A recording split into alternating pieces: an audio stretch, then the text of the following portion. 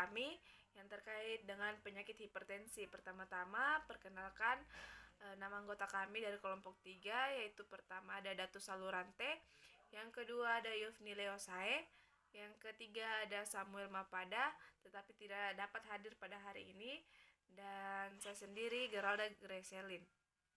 Untuk materi pertama saya akan bacakan.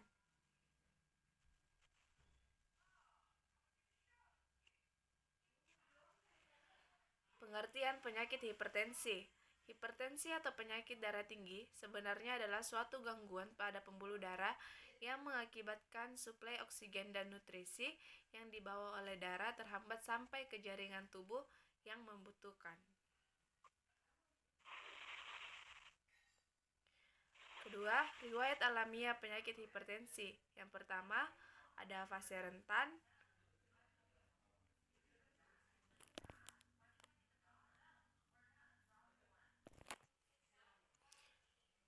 Dari awal.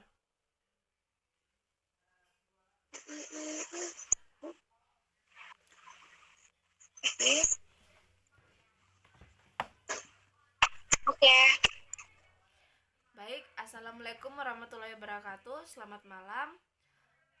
Kami di sini akan memaparkan hasil diskusi kami yang terkait dengan penyakit hipertensi. Pertama-tama, perkenalkan nama anggota kami dari kelompok 3. Yang pertama itu ada Datu Salurante, yang kedua ada Yufni Leosae, yang ketiga ada Samuel Mapada, tetapi tidak sempat hadir pada malam ini.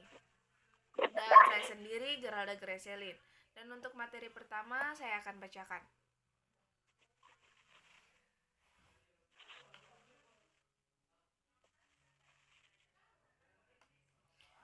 Baik, yang pertama ini pengertian penyakit hipertensi. Hipertensi atau penyakit darah tinggi sebenarnya adalah suatu gangguan pada pembuluh darah yang mengakibatkan suplai oksigen dan nutrisi yang dibawa oleh darah terhambat sampai ke tubuh yang membutuhkannya. Next. Baik, yang kedua, di sini ada riwayat alamiah penyakit hipertensi. Yang pertama ada fase rentan, yang kedua ada fase paratogenesis, yang dimana tahap ini meliputi orang yang sehat tetapi mempunyai faktor resiko untuk terkena penyakit hipertensi. Yang ketiga itu ada fase klinis. Nah, di fase klinis ini peningkatan tekanan darah merupakan satu-satunya tanda dan pada hipertensi ringan. Yang keempat itu ada penyakit lanjut. Nah, yang kelima ada tahap akhir penyakit. Tahap akhir penyakit ini seperti gagal jantung, gangguan penglihatan, gangguan neurologi, dan gangguan fungsi ginjal paling banyak yang ditemukan pada hipertensi, yaitu tahap penyakit yang komplikasi antara lain infark, miokardium, stroke, atau gagal ginjal. Baik, yang ketiga ini ada klasifikasi hipertensi.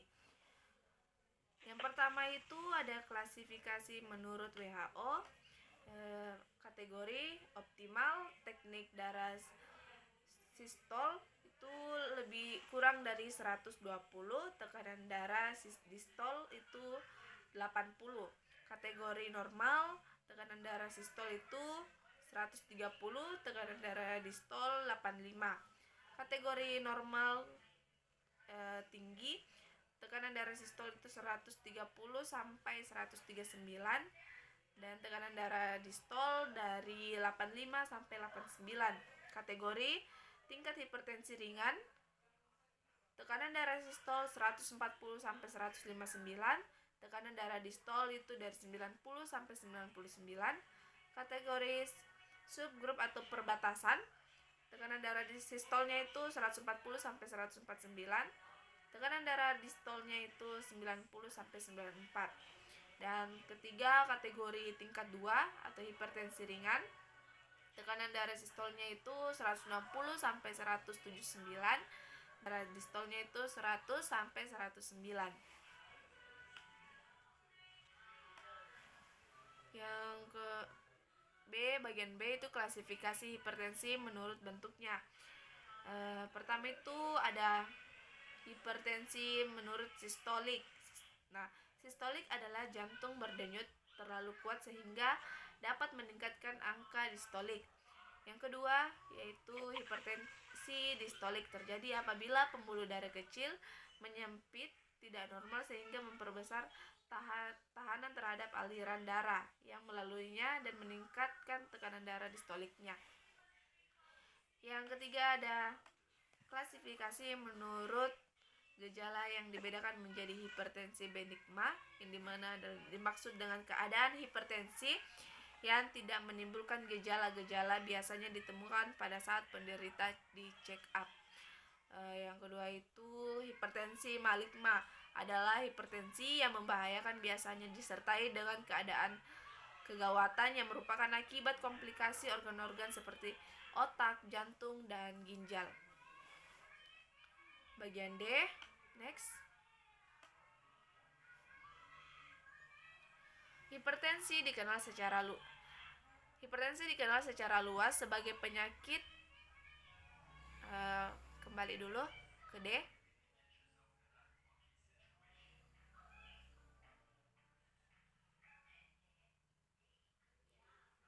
Baik, saya bacakan di bagian D-nya dulu.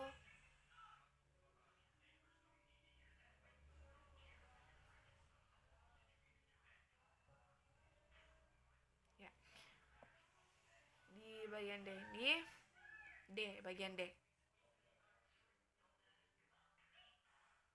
Nah, hipertensi dikenal secara luas sebagai penyakit kardiovaskular, diperkirakan telah menyebabkan 4,5% dari beban penyakit secara global dan prevalensi hampir sama besar di negara berkembang maupun di negara maju.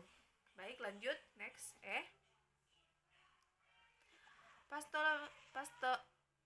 Patofisiologi hipertensi.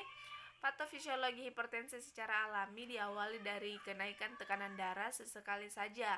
Tanpa melakukan pemeriksaan tekanan darah, kamu tidak akan tahu kalau terjadi kenaikan tekanan darah.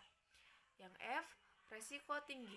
Resiko terkena hipertensi memang akan meningkatkan sering bertambahnya usia. Sebenarnya, stres resiko hipertensi lebih tinggi seiring bertambahnya usia. Wanita yang belum mengalami menopause tentu punya resiko lebih rendah daripada pria kelompok yang usia yang sama. Baik, untuk pembaca kedua saya serahkan kepada Yufni Leo saya. Baik, terima kasih. Adapun tren waktu. Tabe mungkin bisa ditampilkan dulu mukanya. Tampilkan.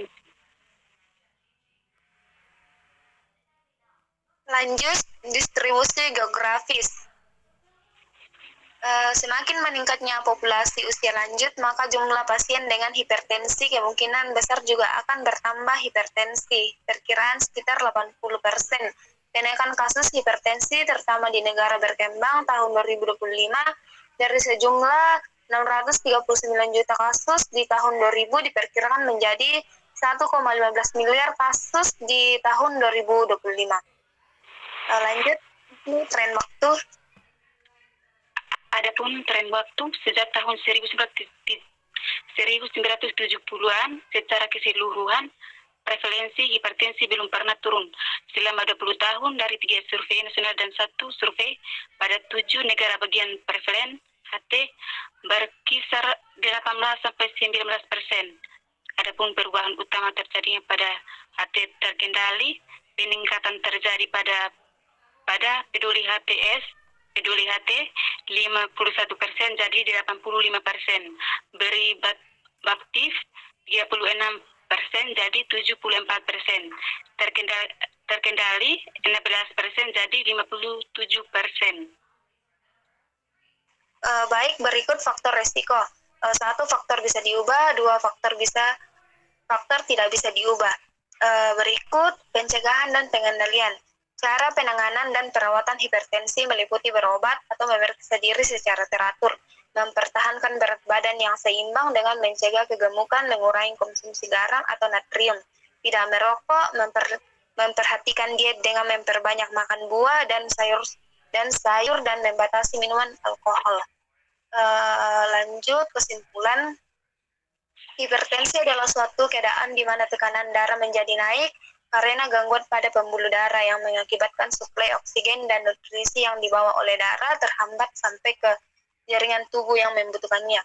Faktor risiko hipertensi dibedakan menjadi dua, yaitu faktor risiko yang tidak dapat dikendalikan seperti genetika, jenis kelamin penyakit, ginjal, obat-obatan, dan keracunan. Kedua faktor risiko yang dapat dikendalikan seperti stres, obesitas, nutrisi merokok, dan kurang olahraga. Sekian dan terima kasih.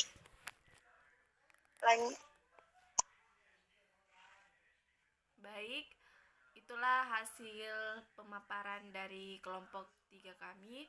Kurang dan lebihnya mohon dimaafkan. Wassalamualaikum warahmatullahi wabarakatuh dan selamat malam.